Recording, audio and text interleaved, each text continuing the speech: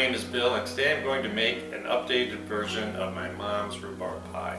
I'm going to add raspberries. I've seen it, with strawberries lots of times, and I'm not a big fan of strawberries, so I'm going to try the old raspberry trick. I think that raspberries are a good complement. They're a little more delicate, so it'll be a little interesting to see how it all works out.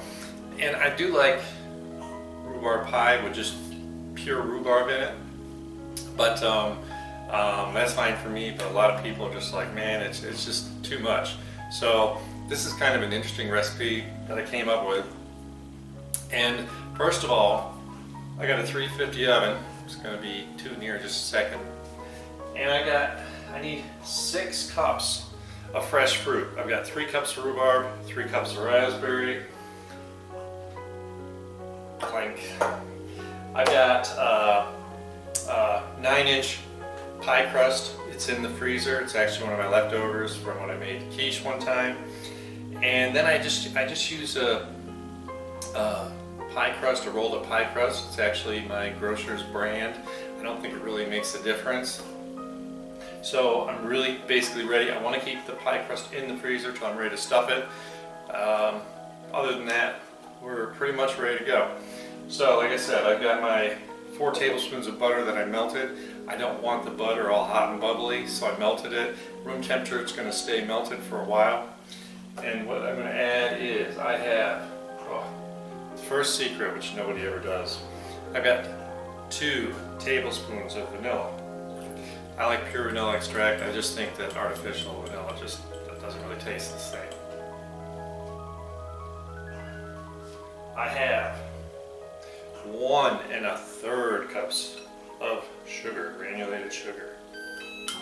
I'll tell you what's going to be here in a second.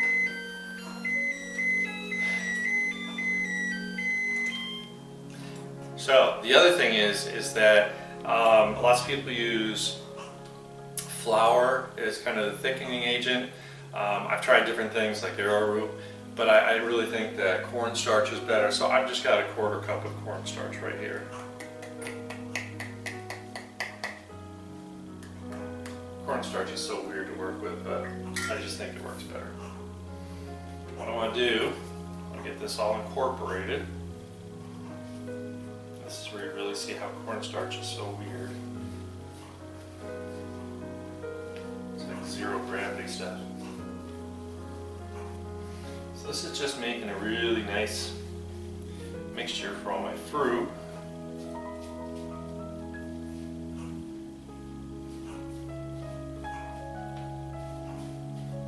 Okay. That's all mixed together. Now what I want to do, I want to dump my fruit into a really big bowl. I hope this bowl works big enough. I usually use a bigger one, but it's like industrial strength, so I thought I'd try this one just to try it out. And when you measure out solid like this, which has a shape to it, obviously if you have just 6 cups, if you compressed it down, it wouldn't be. So actually this looks on the measuring cup more like 7, and that works out pretty good. So now I just want to get this and kind of sprinkle it in here.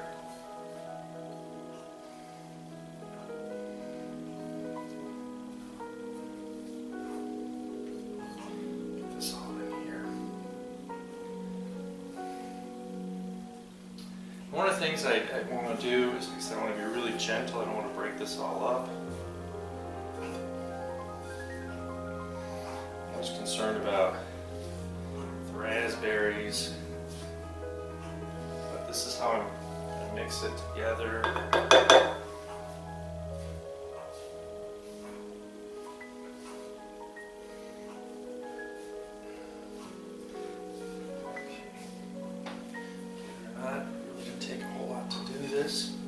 And one of the things I have here, which is really cool, it's used for like folding. The French use this. I think it's called a French spatula. It's really cool because it really helps you kind of get in there and make sure. And if you're scraping, I bought this actually because I used to make chocolate mousse all the time. It's a really good way to fold the ingredients together. If you have whipped ingredients that you don't want to break down. Okay. So everything's basically room temperature for this except for the pie crust.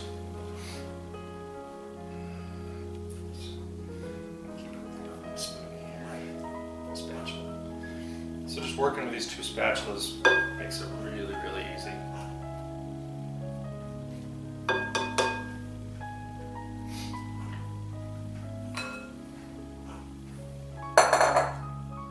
So, while this is going to sit for a minute, I have the roll top. I just want to put a little flour on the cutting board.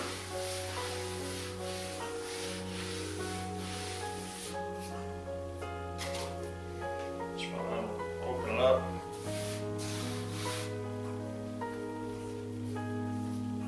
I don't need it very big. I just want to make sure it's rolled flat. Over, make sure I don't want a lot of excess flour on here, just enough.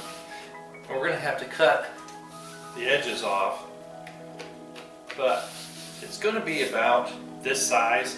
Actually, this one worked out pretty good. I didn't have to cut it, but I need some little breathing holes, some vent holes. So I figure my center's about here. Just want to go cut out some little pieces.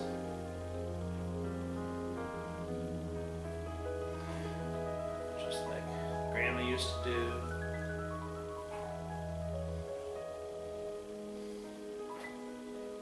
Mine aren't pretty. Some people make shapes. I think you can actually make like cutters that are specific for this. I just want a couple pretty good size. And let's see here. I'm just going to take a little bit more of this one.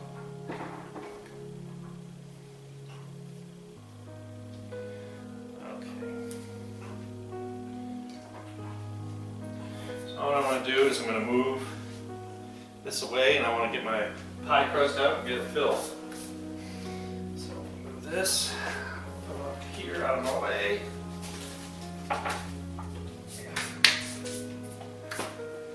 Good job, good job.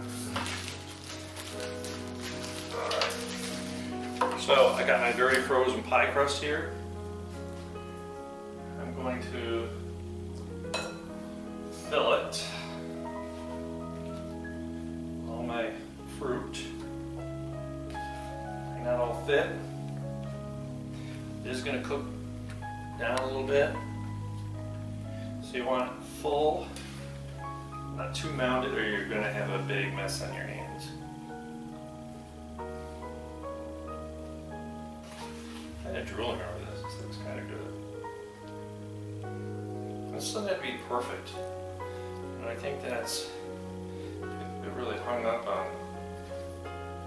making things perfect, and that's why baking especially is kind of a mix of science and art. You do have to be pretty careful about your measurements, but you learn really quickly. It's like when you bake, you really have to know your oven, because a little variation in degrees makes a huge difference in how responds, how long things take to cook. So I'm just going to call this good. I know it's going to bake down. There's probably just a little bit left in the bottom here that I'm going to leave. Get some more rhubarb. Rhubarb cooks down pretty well. So does the strawberries. So I just want to fill in some of those spaces. You can use frozen fruit. It's kind of a personal choice. I like to try, and that's why I don't make these very often, because I like to find fresh fruit. So we could either take it like this, put a crumb topping on it, but I want to show it the old-fashioned way. I want to grab my pie crust. Mamma mia, it's like a pizza.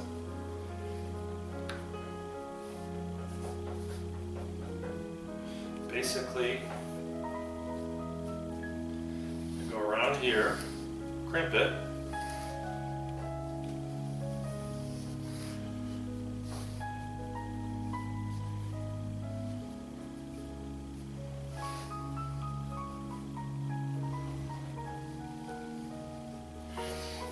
So because this is a frozen pie crust, it's in a tin. So now all I want to do is take my hand, just start kind of tearing the excess.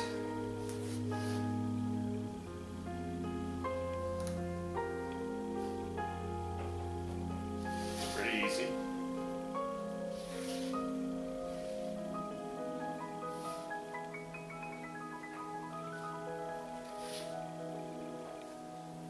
No one will ever know you didn't make the pie crust. Looks perfect.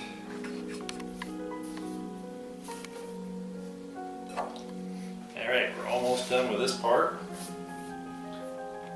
So what I'm going to do is I have 2 tablespoons of melted butter. Just want to make this look cool.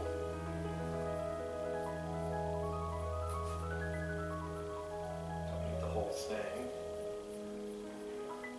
Pie crust. Nice and coated.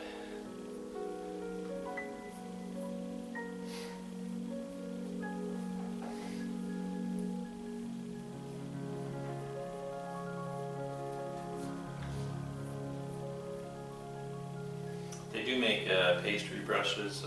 I see no reason why not to go to the hardware store and just buy them. It's going to poison you when you're not eating it. You get a disposable one, who cares? You don't have to worry about cleaning it. Here's for the finishing touch. I've got I've got 3 tablespoons of sugar, a little shy of it, because I know I don't need the whole thing, and about a 1/4 teaspoon of cinnamon. I was reading about this and I just thought that was a good addition. A little cinnamon kind of brings out the rhubarb, and I didn't want to put it in the stuffing, the filling, I'm sorry. I wanted it somehow elsewhere, and I just think I'm going to sprinkle this. Once again, doesn't have to be perfect. So I rub between my fingers, I can really start to smell that cinnamon. It smells really good. And this is way more sugar than you're going to need. But I just want to have enough, and I like the ratio.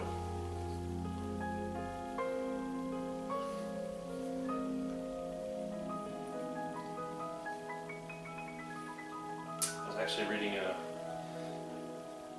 article from a famous person who does a lot of cooking, and they were saying they don't like to use a lot of sugar in with their rhubarb. And I like the taste of rhubarb, but not sure I could have a rhubarb pie that didn't have a lot of sugar. Well, not a lot, but had enough sugar in it to kind of cut that. But I think the cinnamon's a great idea. Alright, this is more than good. I can smell the vanilla, I can smell the cinnamon, got all that veggie in there. Hope you think that looks really cool. And so, here's the fun part. So we're going to bake this at 350 for 30 minutes. Then you take it out, loosely put a piece of tin foil over it so that we cook the ingredients, the filling, without destroying the crust. And then we're going to cook it for 45 more minutes. So this does take a little while. This is an hour and 15 minutes of cooking at 350 altogether. And then when you take it out, it's got to cool for 2 to 3 hours to let the filling gel. This is one of those things that you really can't rush. That's why back in the old days people would put their pies out on the windowsill to cool. But anyways, before this crust gets to room temperature, I want to get it in the oven. So we're going to see you back as soon as it's ready to come out of the oven. That's the beef. All right, let me grab this out and take a look at it. So it's been half an hour.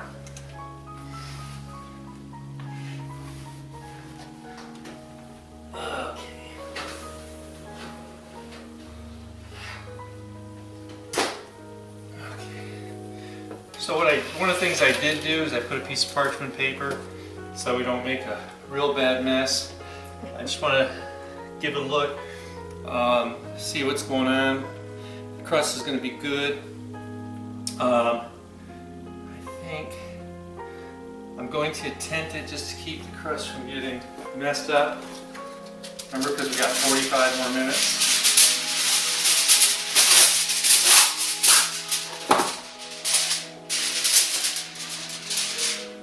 Just want a loose tent without burning my fingers.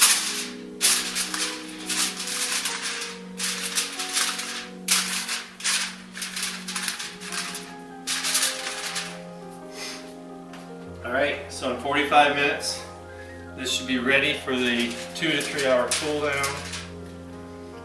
And of course, you'll see it right here. So we'll see you back in 45 minutes.